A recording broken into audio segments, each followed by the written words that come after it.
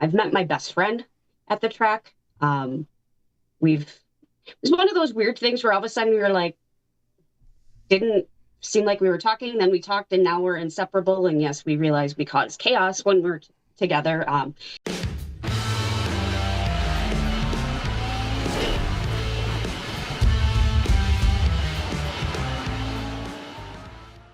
Welcome to episode 250 or so of Inside the SCCA. Now, 250 is often Mike Cobb, but Mike's going to be with us in like 252, 253. He comes on the show with us every 50 episodes, give or take, depending on scheduling. I cornered him on episode 50 when he came on. I said, hey, Mike, you should be on every 50 episodes. And he said, great. I'm like, yeah, he's never going to do it. But guess what, folks? He's been on with us every 50 episodes, right around 50. So we're coming up on that now, and we will be with him very, very shortly.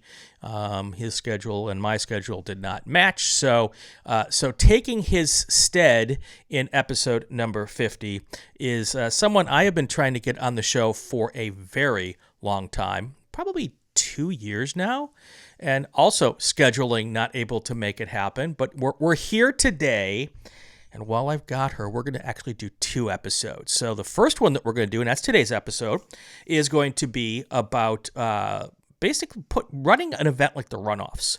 And Tiffany is the flag chief for the Runoffs, has been the last 2 years. Tiffany Bingham, welcome. Thank you. Bingheim, right? Yes. I screwed it up. I always screw up a name once about every half a week. So, Tiffany Bingheim, welcome to the show. Thank you for being here. Thank you for getting up early on a Sunday morning to record this with me. And we're both, Tiffany's Milwaukee region. I grew up in Lake Geneva, Wisconsin. So we're sporting the Packer colors this morning.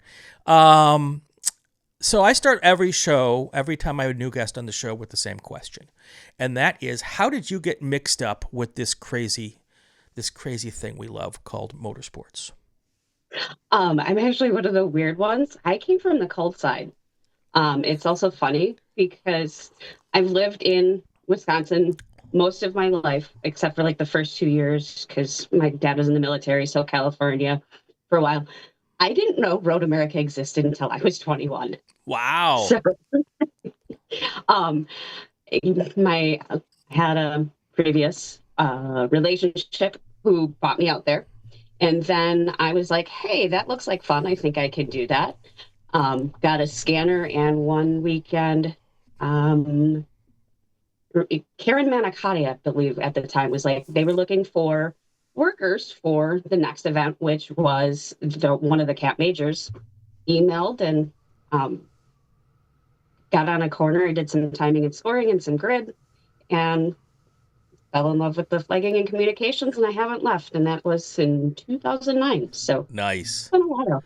Nice. So when I have ladies on the show, and I do this a lot, it's usually one of two stories: either I was born into it, or blame it on a boy.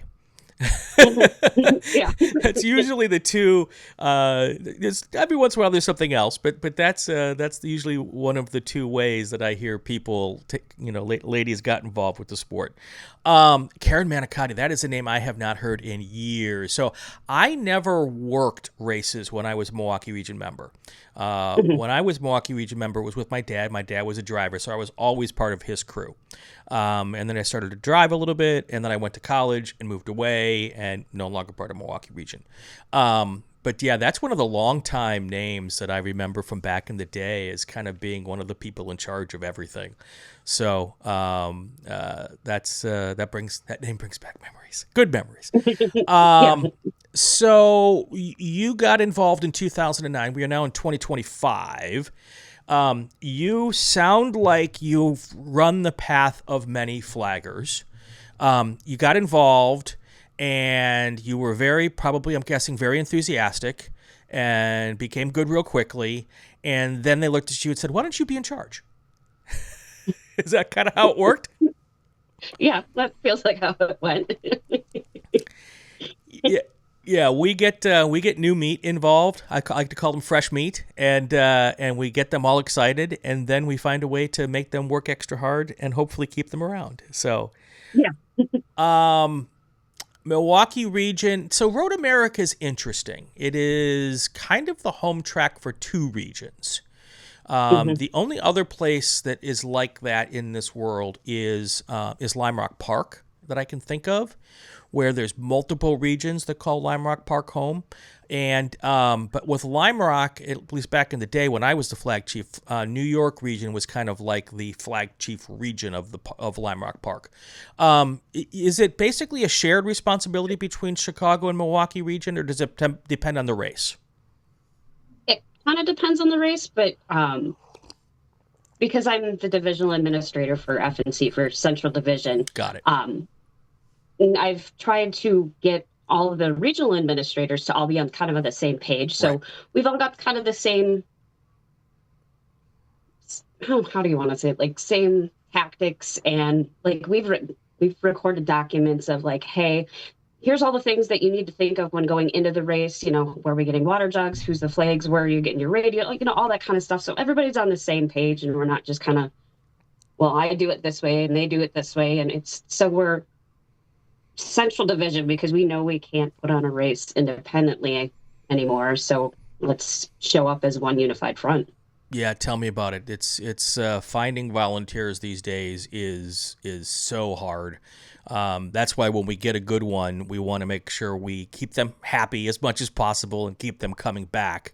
Hmm. I'm about to have a show. We have a whole bunch of new flaggers in Cow Club. And I was like, I showed up at the racetrack this past weekend, and there was like twice as many flaggers as we normally have, and all faces that I didn't recognize, and most of them under the age of 25. And I went up to our flag chief. I said, Jeff, what did you do? I said, he goes, I didn't do anything. This so and so came to the track a couple of months ago, had a great time, and now she's bringing all of her friends. And I'm like, wow, you treat people well. You train them, they have a good time, and all of a sudden, like, you talk to your friends, and I'm like, we need to do more of that. Hmm.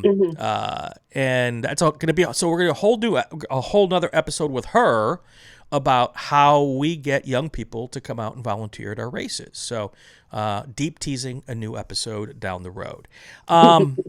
So when you got involved on the business side of flagging communications, flag chief, helping run events, that's a pretty daunting task, is it not?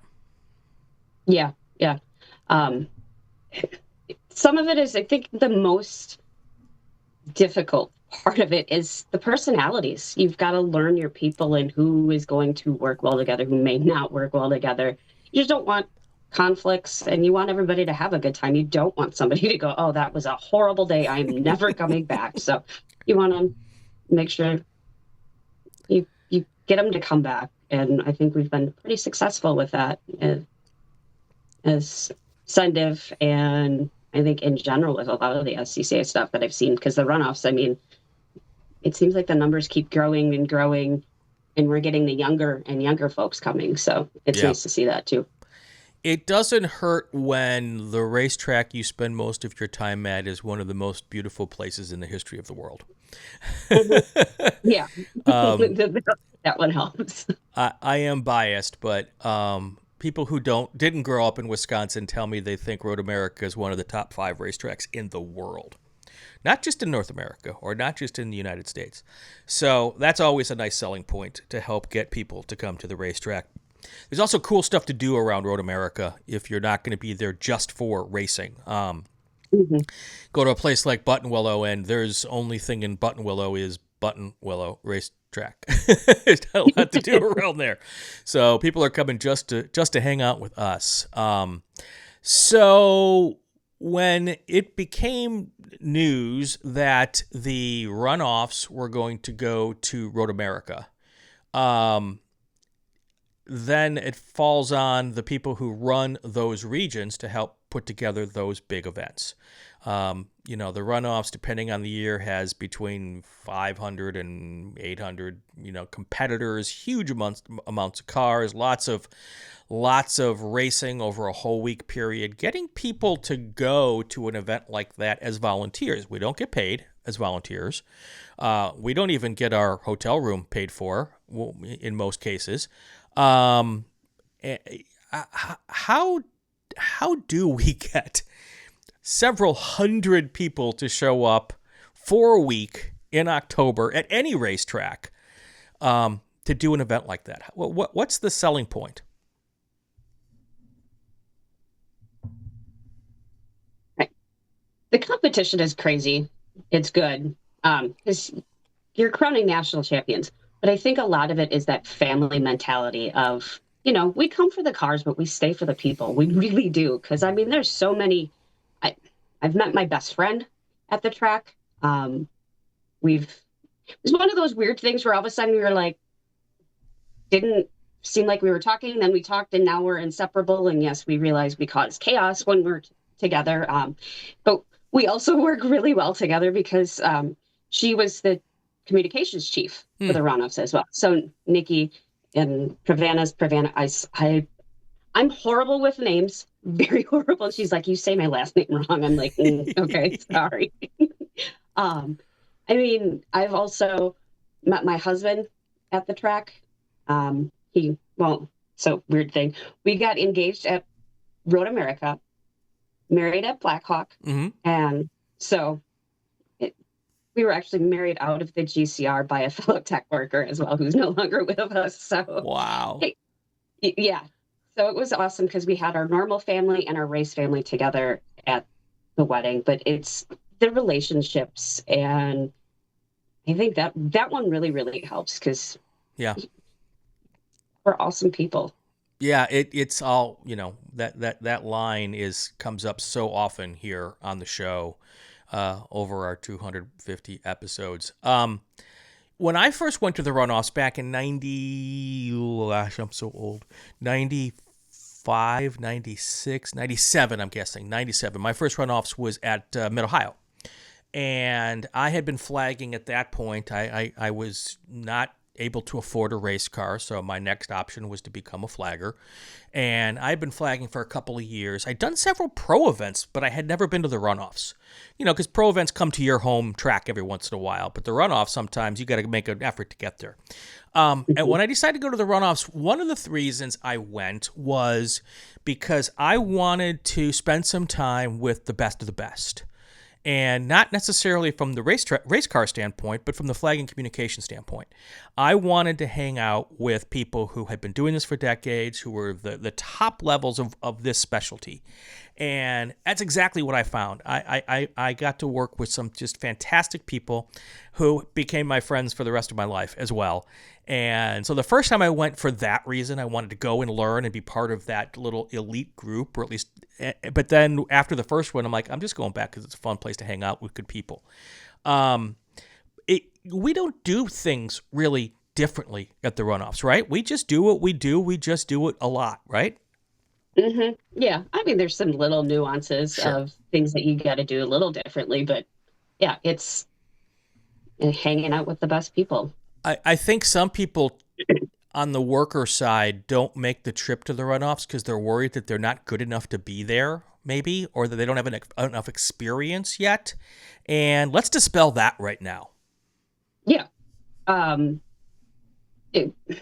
We still have to approve people, and you're always good enough to be there. I don't want to put this out there in the wrong way either, but we're also not going to take those first timers. Like, this is your first time coming out because we're expecting a certain level. But if you've got a few weekends under your belt, come out where we have the numbers. So somebody's going to be able to just focus with you and on you so you can get that really great learning experience. Yeah. So I see it as an opportunity to grow and pick up other things or see how somebody may throw that blue flag a little differently, or, because everybody has their own technique and their own body English. As I've heard, I've got some where I can yell at a driver just through my blue flag. So I look at it as, let's say you do have maybe 3 or 4 weekends under your belt, especially if you come out for the test days, you are going to get like a master class. It's like an intensive situation where there's so many cars and so many people of all these different experience levels, and you get 4 or 5 days of flagging. You get a whole year's worth of flagging stuffed into a 5-day period. Yeah. and that's a great amount of experience.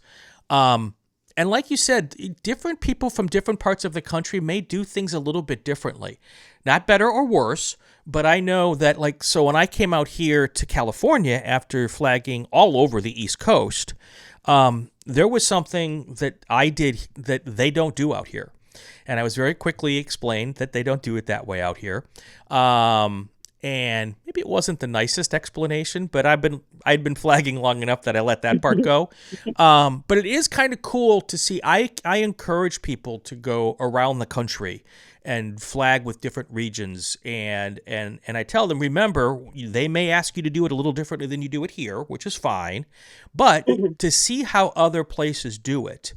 When I got to the point where I was the flag chief in New York, I'd already been flagging in maybe 7, 8 different regions around the country at that point in time by traveling to races and actually living in different places.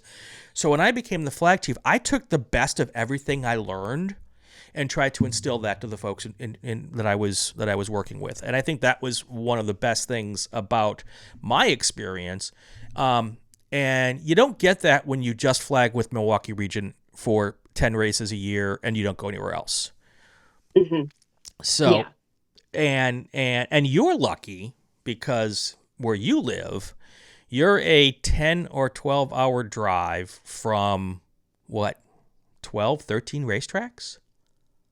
Mm-hmm. Yeah. Because we drove to VIR. We've driven to Mid-Ohio, Indianapolis. And I know, like, we've got other folks that have gone, I think, to, like, Gateway. Yep. There's Groton, there's Waterford Yep. Hills, there is Gingerman, Autobahn. I mean, and a lot of these have popped up Mm-hmm. even since I left. But Yeah. that was one of the cool things growing up in the Midwest is that we have a very compressed season. Basically, April to late October, maybe, depending on where you live. Yeah. But there's so many options that you can race 10 or 15 times in that period and never race at the same racetrack twice.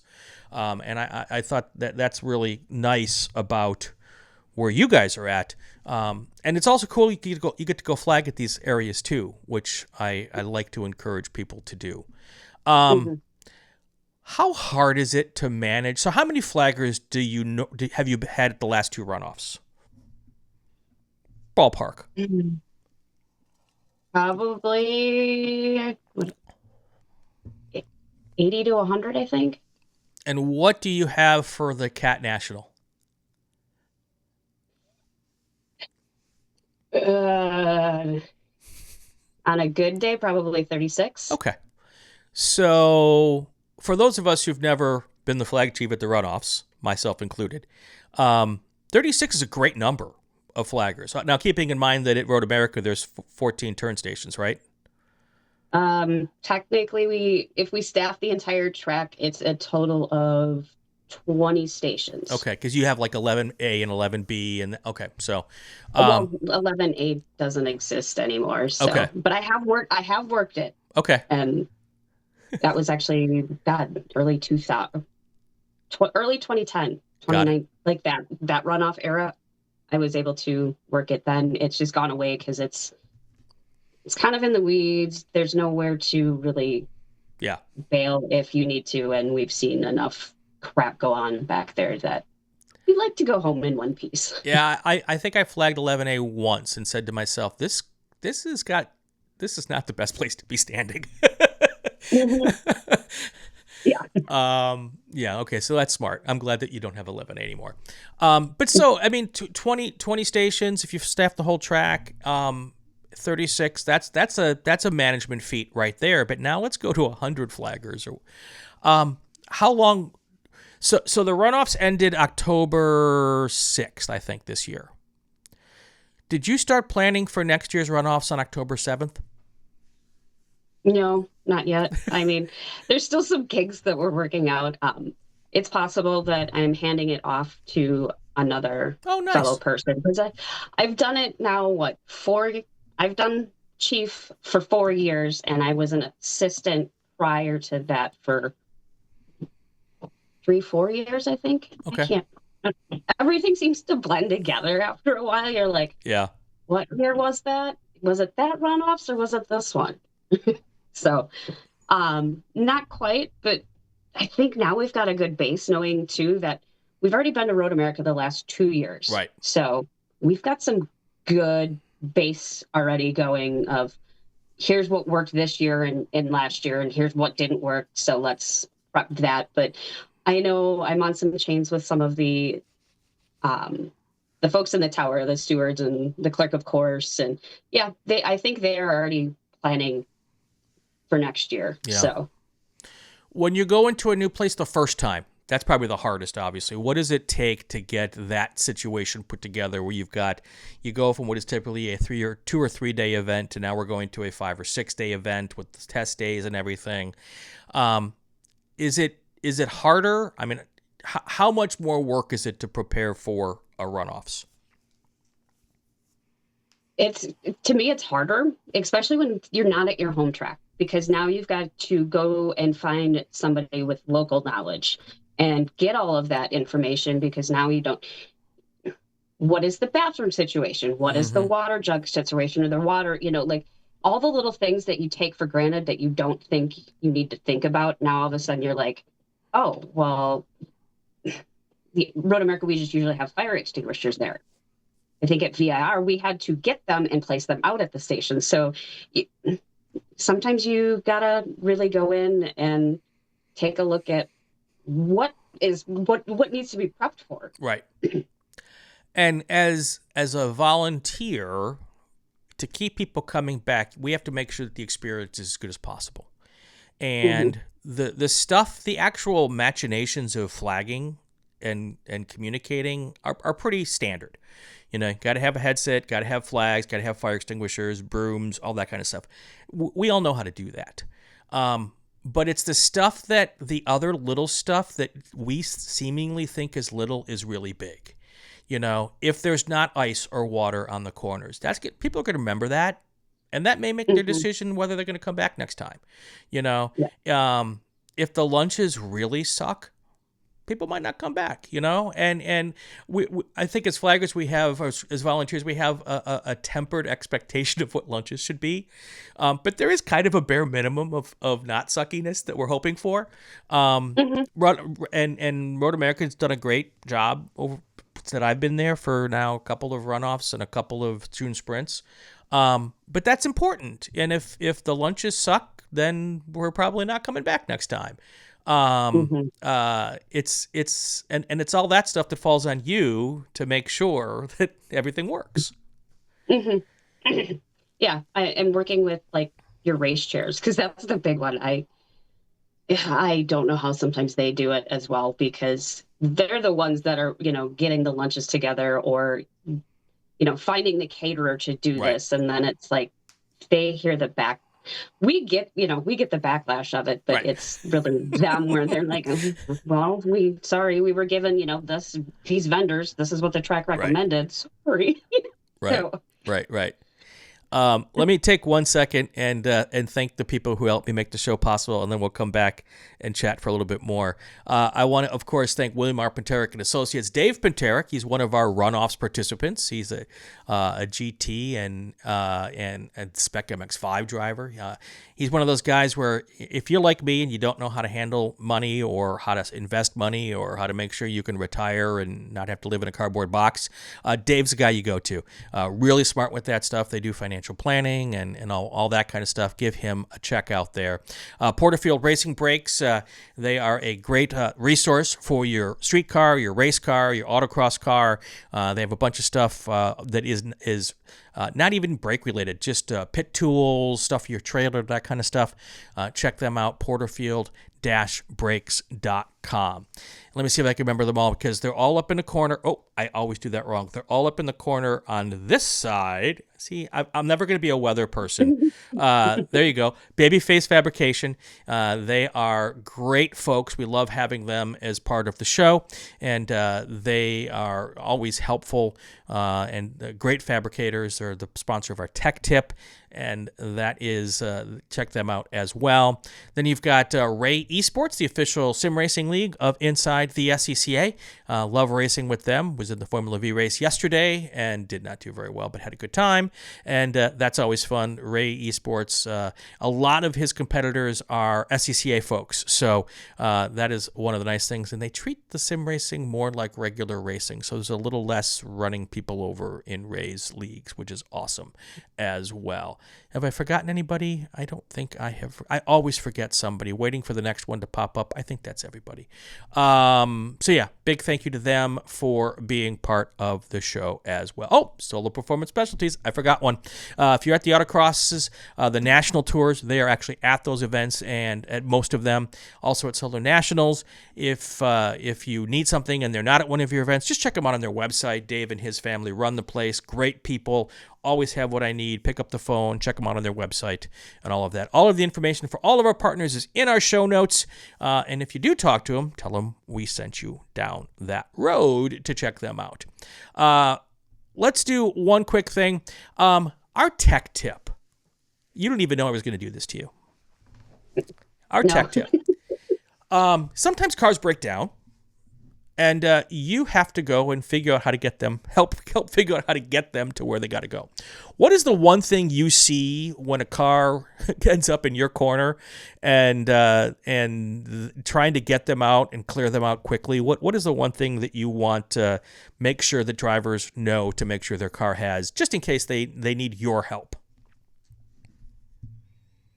Okay. You really did put me on the spot here.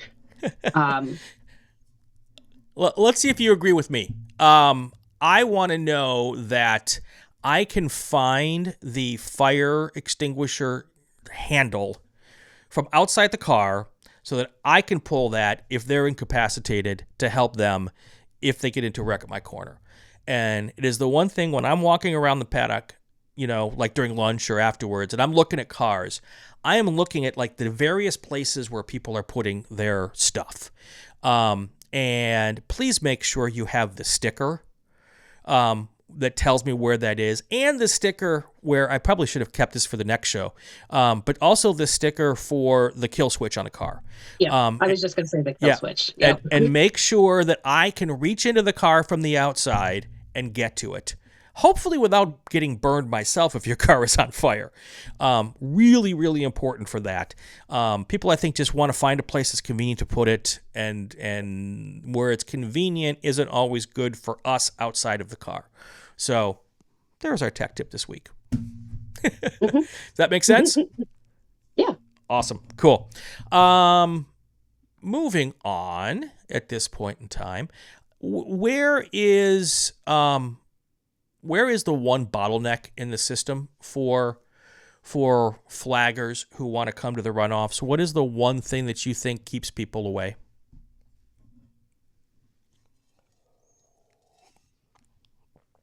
It's so, I really don't know, but I think sometimes I don't want to say lodging, but I think that's kind of what it is, because you're paying for it. Yep. We're paying for it. If you want the niceties of things, I'm one where I camp. We still camp. So I spent my entire runoffs in a tent on a cot at Road America. So I think some of that it's the cost of that. I think it's just the cost in general, because now you have to travel somewhere. You got to find some place to stay, or can you travel with a tent if you're going to fly? Right. So just sometimes I think the costs of getting there is what it is. I was lucky enough to be able to go down to when the runoffs were at Daytona, to go down there. I had somebody who was like, we want you to be able to experience this. So they basically paid for my flight for me to go and experience it, because otherwise I never I never would have been able to do it Right. because just I can't. Even now, occasionally it gets tight, Sure. but for financial reasons. But yeah, it's just it's things can be cost prohibitive. Yeah. I think that that is the hardest part for all regions, no matter what the event is. Um, Mhm. Up at Buttonwillow, we're very fortunate. We have what we call Worker Village, and it is a double wide trailer, and there's 20 or so bunk beds in there. And it's air conditioned. It has a TV with direct TV. It has a little kitchen area with a microwave and a refrigerator and coffee pot. I mean, the only thing you really need, right? Microwave, refrigerator, coffee pot. You can go a long ways with that. A little place to eat. I believe there's even a washer and dryer, so if all your clothes come in soaking wet, which we don't have too many problems with in Southern California, that's very rare, but it does happen on occasion. So it's really a great little situation. Obviously, the region owns the track, so they were able to think about things like that. But I've always thought, if someone from out of state wants to come to race and they need a tent, I guarantee you, as a flag chief, I can find someone who can have a tent, has an extra tent, can bring it to the racetrack for you. You know, Mhm. but you got to ask. If that's something you want, ask. If and at the runoffs, for instance, there's a bunch of people out there who are doing Airbnbs. Maybe they've got an extra bed in their Airbnb, but you got to ask. And I think Mhm. sometimes people are afraid to just ask the question. I know there is. Is there an actual flagging and communications runoffs Facebook page, or is I it just believe the there general one? is. I think there. I think there's an FNC one, Okay. runoffs FNC. If there's not a But runoffs FNC, there's definitely a general workers FNC for the runoffs. yeah, If you want to come to this runoffs or wherever the next one's going to be, and I don't know, by the way, don't ask. I don't know either. Yeah, I know. I have an idea. I think I know where it is, but not because of any knowledge, just by speculation. And that goes for other events as well, not just the runoffs. If you want to go somewhere else and you need some help with the accommodations, we want people to be part of what we do. And I don't know anybody who will not try to find a way to help you out. So ask. I think people are afraid to ask sometimes. Yeah, because I always put it in my email when I send out like communications. Like if you have questions, comments, don't hesitate to reach out because we want to. I think I've even done it where many years ago somebody was like, "Hey, I'm coming, but I don't have a tent." Yeah, Yep. I'll find you one. Yeah. Found them one. They were good to go. Yep. Um, Sweet. yeah, definitely. Definitely. Um, let's wrap this up by talking about next year's runoffs. Going to be back at Road America. Um, where do people go to find help, find information, if they want to come and join? Is it too early to ask questions? Is it too early to start planning? Or when should they be thinking about making the decision and getting in touch with you or whoever ends up being the flag chief? Anytime. I think now is the perfect time to start planning for it. I mean, I don't know. It's at least in Milwaukee region, we always had it's never too early to think about the brick. Mm-hmm. So it's never too early to think about next year's runoffs. Email me, even if we think you have a question about it or want to know, hey, I want to come out for, the IndyCar race or the IMSA race or, any of the great June sprints, the Cap Major, anything at Blackhawk. Feel free to email me. I usually am pretty good at emailing you back, and I will get you in touch with those that may know the answer if I don't have it, or um, we'll figure it out. But just ask the questions. Yep. Yep. And we shouldn't be gloss over the fact that flagging communications obviously is a big deal, and it needs a lot of people, especially to track as big as Road America. But every specialty in the SCCA is represented at the runoffs. So a lot of what we've talked about here goes for any of the specialties, whether it be Mhm. grid or tech and as soon as I start rattling off specialties, I forget many of them. So I'm going to stop at grid and tech and just say there's others, and I know that, and I haven't forgotten anybody. But anyway, if you want to be part of any of those and your thing isn't flagging communications, it is a great opportunity to go and have a great time, be with some good people, and literally the best of the best show up at the runoffs.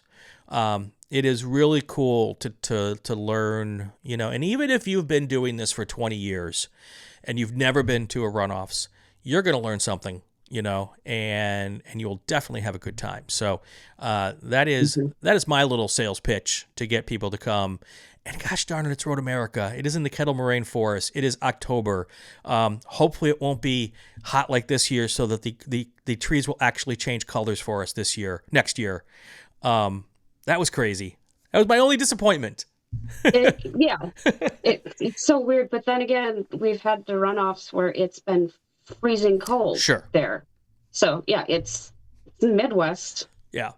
In October, pack everything. Yes. Just pack everything. That's the only thing I can say. Well, what should I bring? Yes. Yeah. Because you might need the long johns. You might need that tank top, and then you're going to need your snowsuit. So. Yes, I remember once at the Memorial Day weekend Milwaukee region race that they used to have. I don't know if you guys still do Memorial Day because it's really close to the sprints. But there was a Memorial Day weekend race or sometime in May, and we actually had snow during qualifying. And that was really weird. Yeah. It's now in July. That's the cat majors now. Because it was the Arctic. That's how it started, as the Arctic cat. And now it's still themed every year. Got it. So, yeah. They just moved it, or it moves around because of Road America. But yeah, sure. I have heard the stories of taking cardboard boxes down the Fireman's Hill. So, yeah. Yep. So, yeah, it is Wisconsin. If you don't like the weather, wait 10 minutes. It'll probably change. Good stuff. Tiffany Bingheim, thank you so much for being on the show. I really appreciate it. And we're going to record another one, so we're going to have a second episode here a couple weeks down the road.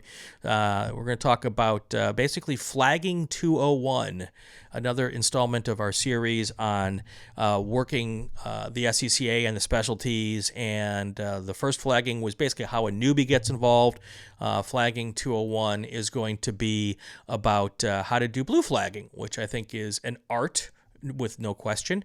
And we're going to talk about the art of blue flagging. That's coming up next. So big thank you to everybody who is involved with our show. This is, of course, wrapping up another episode of Inside the SCCA. If you like what you saw or heard, please hit the subscribe and like button. Leave a comment, especially if it's a good one. If it's a bad one, put it on someone else's podcast channel. My name is Brian Belansky. This is Inside the SCCA. Stay with us, stay safe, have fun, and go play with cars.